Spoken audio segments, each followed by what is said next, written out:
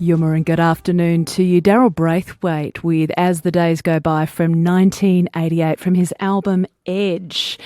Great to be keeping you company. Now, we've got a win-win situation to share with you now where students are gaining real-life practical experience and also Canberrans are receiving medical advice, health advice, for free. Sounds too good to be true, but it is not. Students at UC, through supervised clinics, are providing a range of advisory services across 12 clinics, providing free access to and providing learning and development opportunities for students. I wonder if you visited one of those student-led clinics. What was your experience like on 0467 922 666? Did it change the direction of where you were heading with your optometry or psychological support or tax even? These clinics, they cover things like tax, I didn't know that until today, nutrition and diet, psychology, occupational therapy, exercise physiology, physiotherapy, and optometry. And we're going to be meeting now one of the university's passionate optical clinical educators. What a title. Michael Tran. Yuma, and welcome to you. Lovely to have you in the studio, Michael. Thank you so much for having me. And one of Michael's master's students, Felicia Tay. Yuma, and welcome to you, Felicia. Lovely to see your smiling face. Thank you. Who both work at the optical clinic at the UC Health Hub in Bruce, and I did spend a fair bit of time with them, about 2.5 hours, I think, a couple of days ago. Worked you hard. Worked you hard, mate. It was great. It was so intense. Well, firstly, Michael, tell me a little bit about what drew you to split your time so many different ways. You work in commercial practice out in an optical dispensing business in Canberra, like so many opticians, but you also spend time with students. So why do you like to do the both? That's a really, really good question. So I've been in the industry for, I think, about 12 odd years now. And essentially, I really love doing a lot of clinical practice purely because it's really hands-on.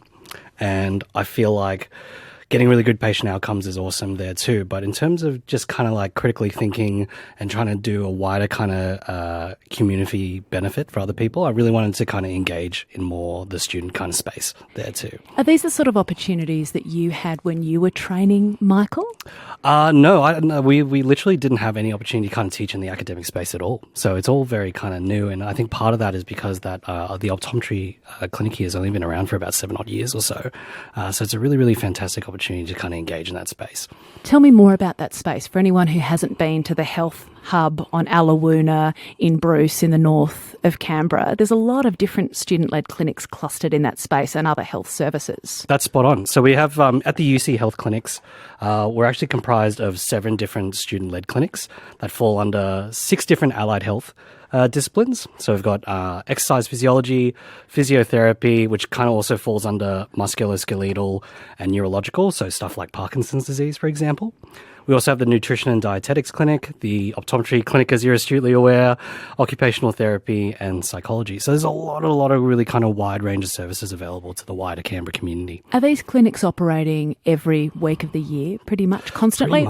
Pretty much there too. There's probably some shutdown periods when, there's like exams and stuff, but fair dinkum is just like non-stop. Now, are there any critical eligibility criteria for, say, optical and or any of the other clinics that you're aware of? Or are they open to every Canberran? It's literally open to every Canberran. There may be things that you might be on like a healthcare card or Department of Veterinary Affairs, where you actually get, for example, a larger rebate to your glasses, particularly in the optometry field. But literally, we're just open to anyone and whoever. And it's truly free. It's truly, truly free. We just take your time. But I guess part of the time is the students get such a valuable experience out of it.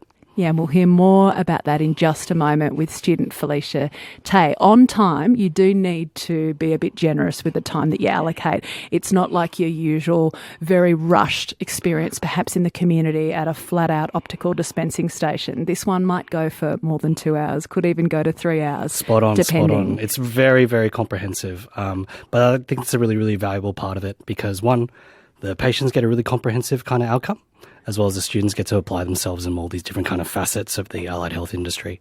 And joining us in the studio is Felicia Tay, who is a UC Optical Masters student. She's 5 years into her studies and in the last 2 years of her Masters. You're more than welcome to you. It's lovely to have you here, Felicia. Thank you for having me. What's your experience been like at the optical student-led clinic? How long have you been working there? I think we started this year.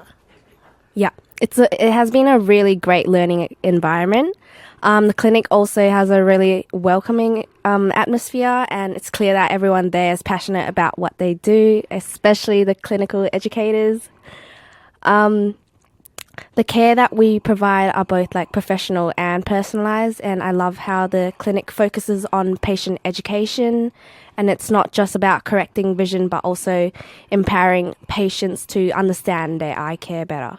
Yeah, and you've got a lot of sophisticated technology, don't you, at the student-led clinic at UC in Bruce. I was seeing a lot of different machines. Not all optical businesses around Canberra necessarily have access to all those different machines and ways of screening and testing. Just how specialised, Michael? There's some pretty sophisticated gear there. And we're very lucky and fortunate purely because in that particular space where we don't have to compete with other corporates, we're allowed to actually get a lot of kind of like support and donations from different medical suppliers there too. So there's a wide range of services we provide, some that you may be familiar with. So we do a lot of retinal fundus photography. So we take a photo of the back of your eye. We also do ocular coherence tomography, which is a fancy word for we actually scan through the different parts and layers of the eye just to assess for certain pathologies such as macular degeneration and glaucoma, which over in the last 15 years, we can actually co-manage with specialists these days as well. That's so great to hear. Yeah, and we do a lot of other sophisticated stuff. So one of the other things we do is like a corneal topography, which is a fancy word for we kind of like map out the front of your eye, kind of like Black Mountain, essentially, and we kind of look at the different curvatures.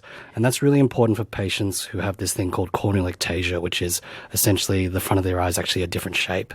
So they need some sophisticated contact lenses, which is a unique service we provide at the UC health clinics as well. Do you get a lot of complex cases referred, not just from ACT, but from other states and territories then?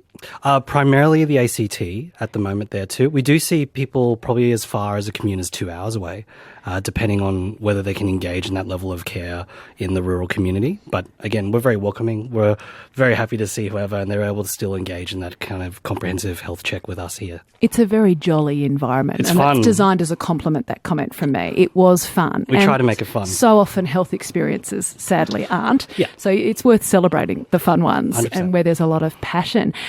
Describe to me then the pathway for students like Felicia and what's actually involved in making sure that they make the right assessment and are encouraged to make the right assessment and improve.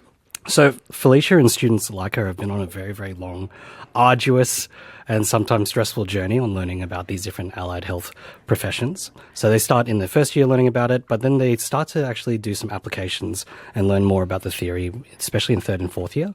We're very lucky here that one of the things behind the scenes is within that clinic is actually another kind of practice clinic that we have, which you may have not seen, where these students in third and fourth year are actually able to bring in friends, families, other patients that are happy and consenting to be a part of it and actually be practice patients for those particular students.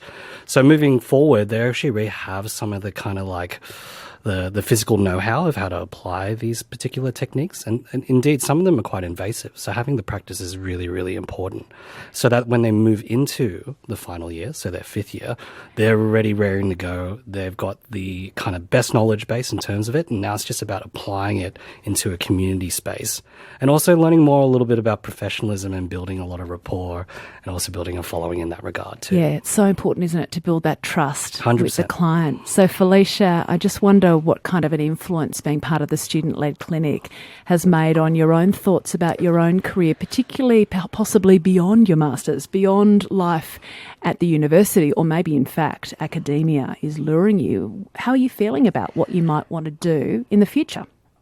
So the supervisors have been incredibly supportive. They offer really great feedback and encourage our independent thinking. So we'll go out into the world and practice on our own. And they also push us to grow as a clinician and professional, and I really appreciate that. Thank you, Michael, and all the other clinical educators, not only Michael.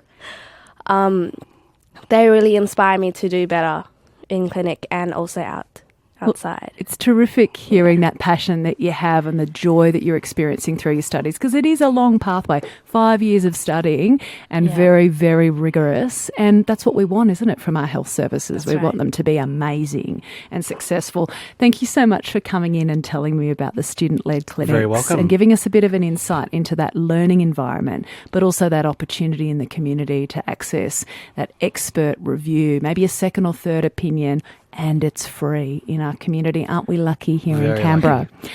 Thank you both. Michael Tran, clinical optical educator, also works in private practice in our community, and Felicia Tay, UC optical master's student, 5 years into her studies. Very best of luck to you, Felicia. Thank you. And here are the Cardigans.